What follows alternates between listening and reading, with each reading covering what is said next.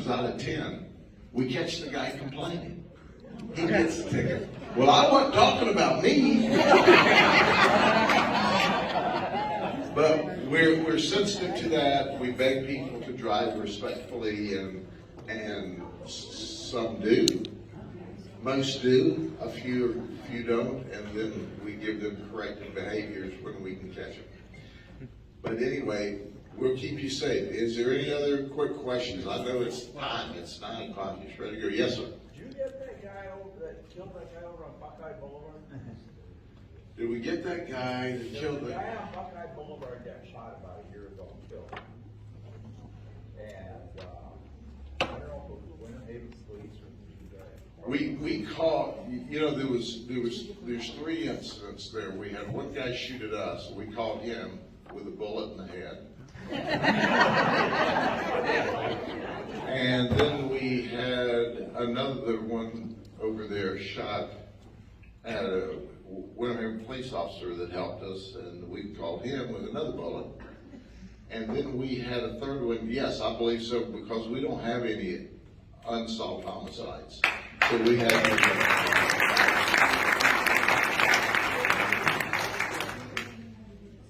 Yes, sir. The prisoners used to clean the road out here. Yes. For years. Haven't seen them out there for years. Has that procedure changed? No, it hasn't. The state prisoners are contracted to the different cities, so you see them out and about. And during COVID, all that shut down, but I think, and I'm not sure if the state prisoners are currently doing it because they've got a real shortage of personnel. And you just have to have somebody watch those state prisoners. You can't send them out in the truck by yourself. Just saying. We have weekenders, and we send them out every weekend. And the cool thing about that, they've been sentenced to county jail, but they're given the option to pay us $20 a day and work for us alongside the roads, not to go to jail. So that's a pretty good deal, right? Instead of us paying to keep them in jail, they pay us $20 a day, and that covers the overhead of supervision and that sort of thing. We have them out every weekend. Some of them work in the cities during the weeks as weekenders or weekdayers. And if you have a right-of-way, a public right-of-way that needs cleaning, all you have to do is call the office. We'll put it on the list and get to it, and we'll come clean it up for you. Yes, sir. If Governor DeSantis runs and wins President of the United States, would you consider running for governor or taking the Attorney General position? Sure. I've been asked about that a lot by a lot of people. They've done surveys, and I poll pretty well. But I have to just tell you, my heart, I don't give a crap about being governor. I just like it's a thankless job. I think DeSantis has, quite frankly, done a good job. He's tuned up a lot of people that needed tuning up a long time ago, and now he stepped on some toes. But you can't be a leader and a good governor. But I appreciate that. I'm asked about that. I have no energy for that. I just like being the sheriff. Because at the end of the day, you get elected governor, you got to move to Tallahassee and government housing.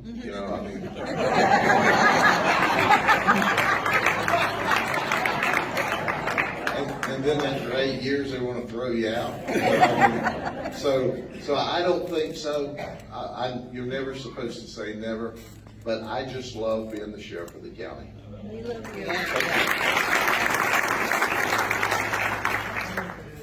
Sex trafficking in Polk County. I know that you recently just took down a ring. Yeah, we do these sex trafficking operations of prostitution stings, and you ought to see the looks on the wives' faces when we call them and tell them, husband's locked up. What for? Trying to find a prostitute. But we do the prostitution stings because we have to find the victims. And the victims are usually the ladies who come to sell sex. Well, most of them are victims of human trafficking. Most of them don't cooperate, won't admit it. But this time we had a banner year. 24 of them admitted they were victims of human trafficking, so we were really excited. Now, then, you know, like we arrested a guy from, there was a school board member, elected school board member from San Diego. And of course, they had a talk show, and they go, oh, what's wrong with that whole county? You had 213 people, they had all that stuff going on. And I want to say, well, your dumb butt people that you bring here from California is the problem. But I didn't say that. Or words to that effect. But the reality is, when we set up these undercover operations, we catch very few people from this county.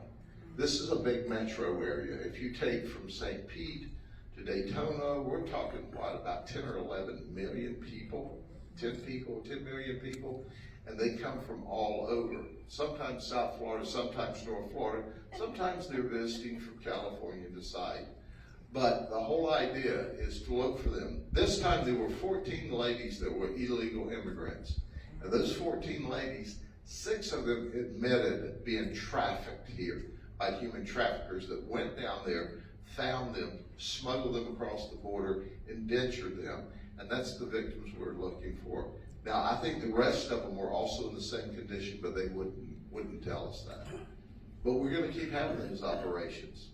And you got time for one last story? Yeah. So not this operation, but previous one, we arrested this young man. He was probably about 29, 30 years old. And at a hotel at I-4 and 27 where we were doing the undercover operation. And as soon as we went into the room and said, you're under arrest for wanting to have sex with a young lady, he fell to the floor sobbing uncontrollably. And we said, dude, take it easy, take it easy. You know, we had to get him up off the floor. He was just, you know, he was in a puddle, just wailing, crying. It's like, you know, so we go, what's the problem? He said, well, my wife's not going to understand. Well, you're right about that. But that's not all. So we're processing him, you know, and it gets to be 11 to 12, 12 to 1, 1 to 2, 2 to 3, because then you got to wait till you get a van load of them and you take him to the jail. 3 to 4, about 5 o'clock in the morning, we get a call. Somebody's trying to break in. We get a call. And it's from this lady. She says, I just called the Osceola Sheriff's Office. I can't find my husband. She said, and they said to call you.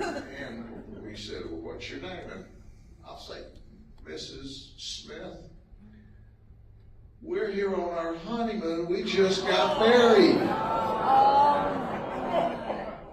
So what happened? Well, you know, I was getting ready for the evening. We know what that means. And he said he was going to go to the bar and have a drink. He'd be back in a little while. That was about 11 o'clock last night, and it's 4 in the morning, 5 in the morning. I can't find him. Man, we've arrested him for soliciting a prostitute at the next stop down on the interstate. The dude was here from Chicago on his honeymoon with his new bride, to which she immediately quit crying and said, are you sure? We said, is this name Randolph P. Smith, this date of birth from this? We said, yes, ma'am, we're sure. She said, would you deliver a message for him? We said, yes, ma'am. Now, this is now Sunday morning, right? She said, would you please tell that SOB, but she used other words, that I'm getting on a plane and I'm going back to Chicago. And I'm going to my lawyer in the morning to have this wedding nullified. And he can figure out how to get out of jail and get back to Chicago. And his stuff will be on the curb when he gets there. And I thought, that's a good woman.